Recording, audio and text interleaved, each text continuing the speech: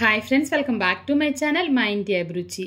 చాలామంది lunch box videos చూసినప్పుడల్లా అడుగుతున్నారండి, అక్క పర్ఫెక్ట్గా కుక్కర్లో ఏ విధంగా రైస్ చేయాలని చెప్పేసి. ఇంకా వాళ్ళ కోసమైతే ఈ వీడియో అనమాట. చాలామంది కూడా అడుగుతారు, అడుగును వచ్చేసి గట్టిగా ఉండిపోతుంది, అలా రాకుండా ఎలా చేయాలి కుక్కర్లో రైస్ అని కూడా.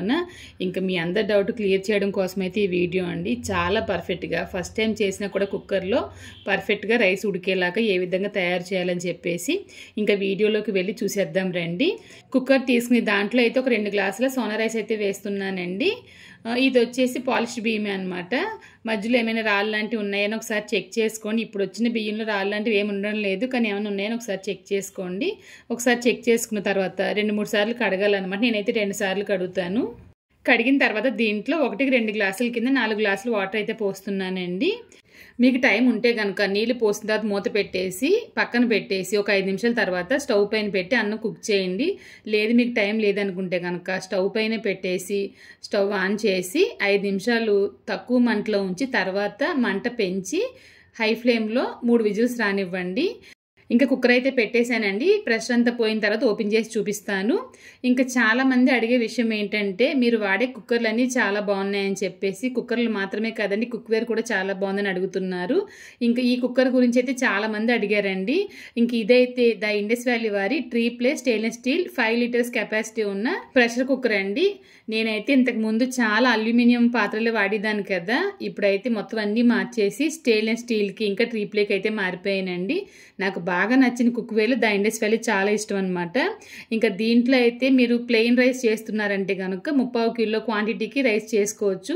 మీరు బిర్యానీ లాంటివి చేస్తున్నారంటే కనుక ఒక 1/2 కిలోకి చేసుకోవచ్చు. ఒక 1/2 కిలోకి చికెన్ వేసుకుని 1/2 కిలో రైస్ వేసుకుని కరెక్ట్గా సరిపోతుంది అనమాట.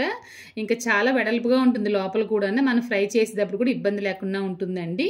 ఇంకా విజిల్ వచ్చేసి గ్రీన్ కలర్ విజిల్ ఇవ్వడం వల్ల ఏంటంటే, మన దగ్గర చాలా విజిల్స్ ఉంటాయి కదా, ఇలా గ్రీన్ కలర్ విజిల్ ఇవ్వడం వల్ల ఏంటంటే వెంటనే మనకి దొరికేస్తుంది అనమాట.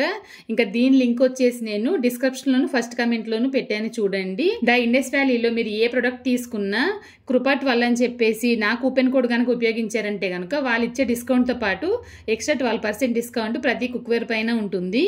ఇంకా 3 విజిల్స్ వచ్చిన తర్వాత ప్రెషర్ అంతా పోయిన తర్వాత మూతెత్తి తీస్తున్నానండి. చాలామంది పేలిపోతున్నాయి అక్క అంటున్నారు, దానికోసం కూడా ప్రత్యేకించి ఒక వీడియో అనేది చేయాలనుకుంటున్నాను. కానీ ప్రెషర్ అంతా పోయిన తర్వాత మాత్రమే మూత అనేది తీయాలి, అది మాత్రం గుర్తుపెట్టుకోండి.